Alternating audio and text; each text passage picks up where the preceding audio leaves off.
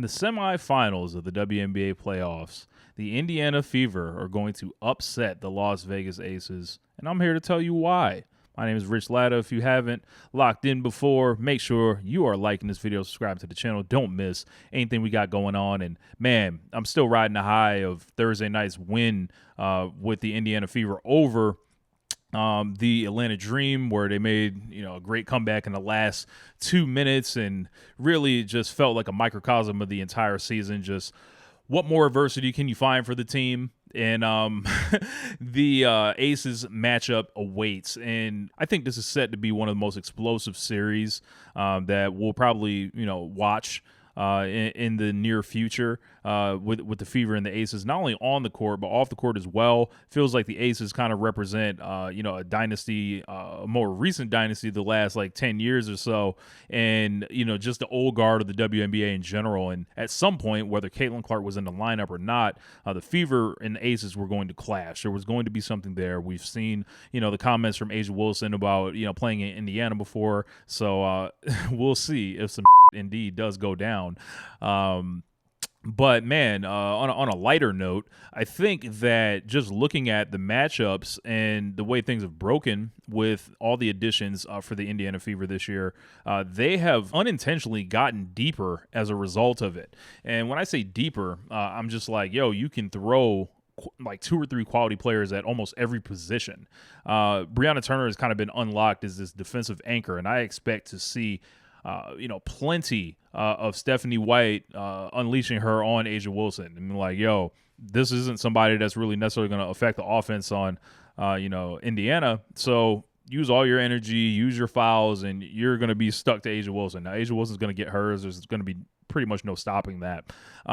But if you can try to not foul her, do not breathe near her too hard, and just kind of guard honestly and hope the referees aren't on that bull, I think you can you can chalk A'ja up for her points, but you can do the job on everybody else and make them have to find a way to contribute while A'ja's going crazy. That means everyone else isn't.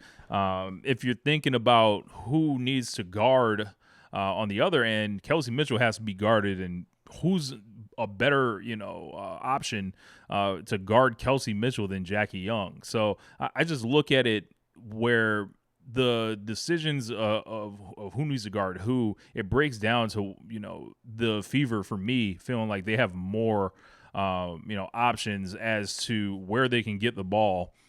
And I don't feel like, Aaliyah Boston's a walk in the park as far as guarding her. Boston kind of comes and goes on the offensive end sometimes. But, if she can stay around that like 15 to, 22 point a game mark, or maybe even like, 13 and then up her assists, I think that's what you're looking for out of Aaliyah Boston. Speaking of Aaliyah Boston and A'ja Wilson, Battle of South Carolina, who is Dawn Staley rooting for? I think we all know the answer. The whole Gamecock Nation contingency and pretty much just rolls all up into old WNBA media. We know they want A'ja Wilson to win, so I think that's a little bit more reason for Indiana Fever fans to go a little bit harder for Aaliyah Boston and show her, she is appreciated as well. Regardless, we know how these center matchups go from, I've always said it feels like they're Georgetown, like when you got Ewing going against Mourning, going against Mutombo. It's like all these centers, Bill Walton versus Kareem Abdul-Jabbar. It's like the same kind of dynamic here. I think it is time, for Aaliyah to challenge, essentially. So it's going to be an interesting matchup. I think it's going to take so much to stop Kelsey Mitchell, who's been on fire, that I don't know if Jackie Young's going to have enough, to really contribute. And this is where the loss of Kelsey Plum is really going to come in for the Aces, I feel like. I saw, some Aces folks really, like fans, like getting on Kelsey Plum for having ambition and wanting to be the first option somewhere when, she didn't make the playoffs this year. They were all over, but she's probably going to make second team all WNBA. And I don't know if you can add somebody that's second team all WNBA to the team rather than somebody you had to bench, in Jewel Lloyd, to make the lineup fall into place. I think you would be better, or I think you will want to do that. With Nalissa Smith making her return to Indy in a playoff series, that's another subplot.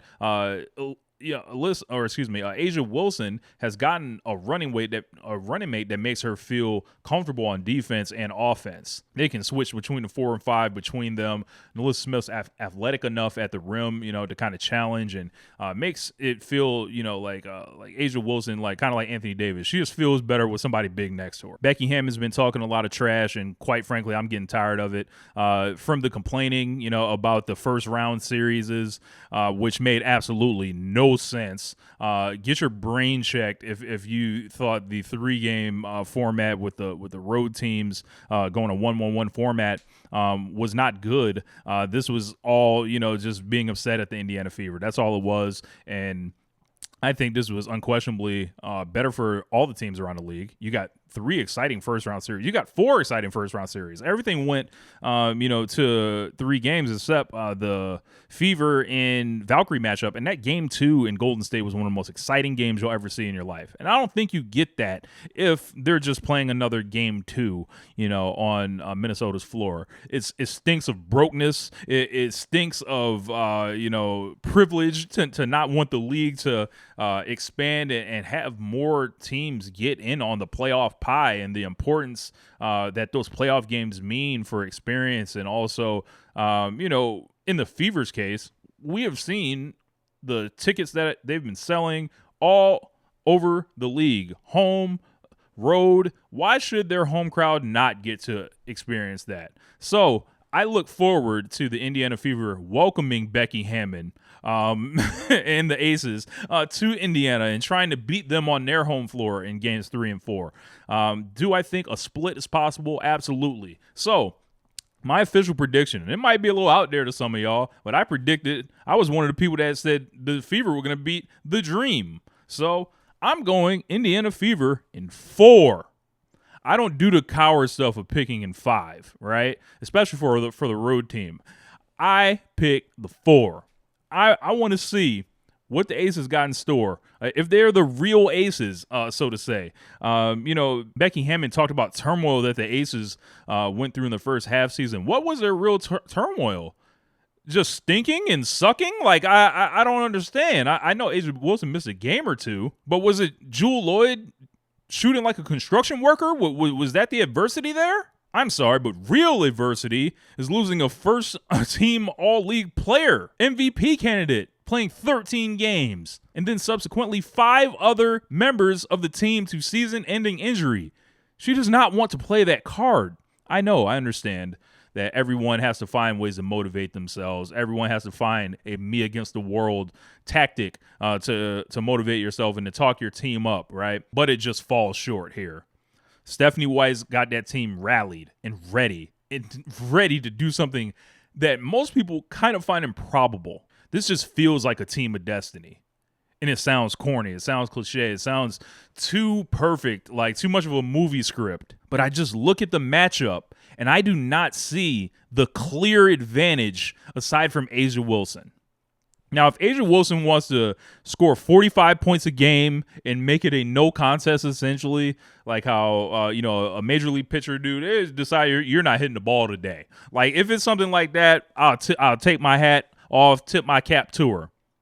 But that's asking a lot of one player. I don't think anybody else on the Aces is to necessarily be feared, especially if you are the Indiana Fever, because they said you weren't supposed to be here in the first place. You weren't supposed to get to the playoffs. You weren't supposed to win your first round series. You weren't supposed to do it as a road dog. I saw something about Vegas being 10 or 9.5 point favorites in game 1.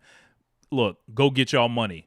Go get y'all money, because y'all know that's not happening. I'm not one to necessarily advocate for gambling, but if any sponsorships want to reach out, we can talk some business. But yeah, prepare for it to get nasty. It's going to get nasty on social media. It's going to get nasty on the court, and we're going to see a lot of unbecoming things, I imagine. As far as the complaining, it started when, people all of a sudden wanted to side with the police against Sophie Cunningham. Like, yeah, man, like there's a lot going on with this stuff. The Indiana Fever are going to prove once again why they are America's team, why they have the motion like this. They're going to do it while they're wearing black Air Forces.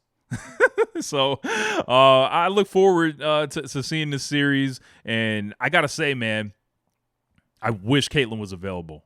And I don't know what rules need to get changed, but let's start figuring it out. Because if there's a final series to be had, look, man, I'm just saying. So I'll holler at y'all next time. My name's Rich. We'll check in throughout the series. Peace. One lifetime. What's your predictions for the series?